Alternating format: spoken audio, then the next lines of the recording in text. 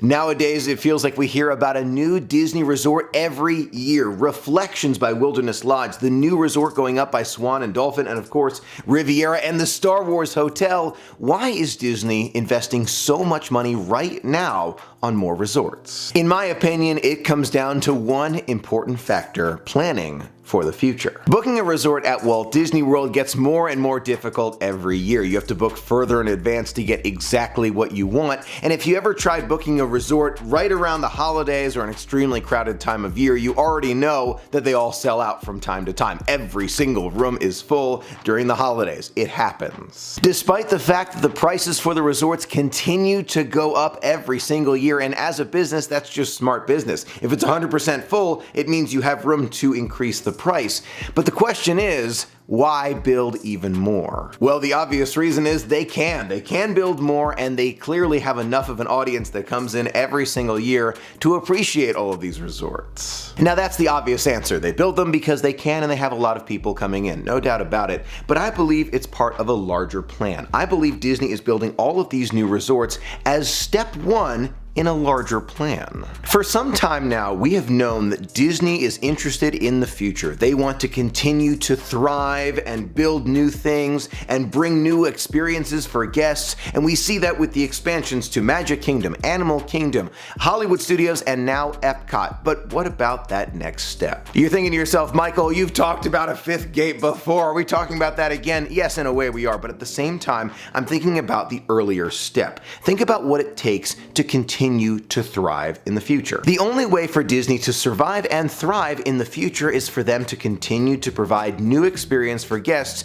and motivate them to come back year after year. And they do a really good job. New shows, new fireworks, new attractions, of course. And as they continue to do that, they continue to think about the future. Yes, we're expanding now. We're in an age of expansion at Walt Disney World, but what's next after that park expansion? Yes, it's true. I am one who believes that a fifth gate is already in the works, and the proof is right here with those resorts. The resorts is the first step. When you're going to build a brand new park, when you're done with the renovations to Epcot and expanding Epcot, what's next? What's the next step? Yes, they're ready to rebuild in Animal Kingdom. Yes, they want to expand even more in Magic Kingdom, but I believe it's bigger than that. Disney sees that their resorts are full. Disney sees that the guests keep coming despite the price increases. They're ready for even more. The Skyliner gondola system is just another example of how Disney is working on the infrastructure first before they build those really big attractions. Yes, Ratatouille is coming, Cosmic Rewind is coming, they've already got Rise the Resistance, and they realize that with all of these things, they need to continue to transport people. And the reason I was thinking about this today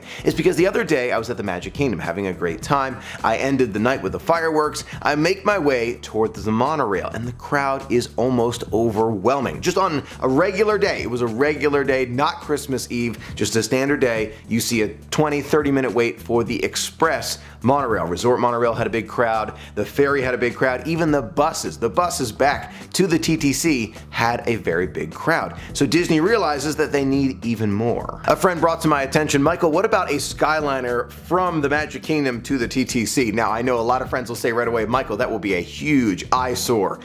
In a way, I can see that, I totally can, but at the same time, Disney needs even more. They need more at the Magic Kingdom. If the Magic Kingdom is this big, and it's a huge park, they have to have another form of transportation. So I believe there is even more, and Disney has proved it. They've proved that they want to do this because there's a bridge coming between Magic Kingdom and Grand Floridian, just as one example. On top of that, if you think about the recent news we keep hearing about from Disney, whether it's a patent filing or something new that they're testing, usually, not all the time, but usually has to do with transportation, some way of moving guests around or enhancing their experience, whether it's automated buses or different monorails or Wi-Fi in the buses. They're working constantly to improve the infrastructure for the future. Now that's why I believe they are building more resorts, because they want to expand. They want to provide more guests with more opportunities to have fun, and the only way to do that is to provide more resorts for them to stay. So another big question that I want to incorporate in this video: are there any more coming? It's a very good question, and I believe personally the answer is yes. We heard about some other resorts that may be, in the planning stages, one at Epcot which did not come through, some moderate resorts which did not go through. They're working on so much right now, it's easy to understand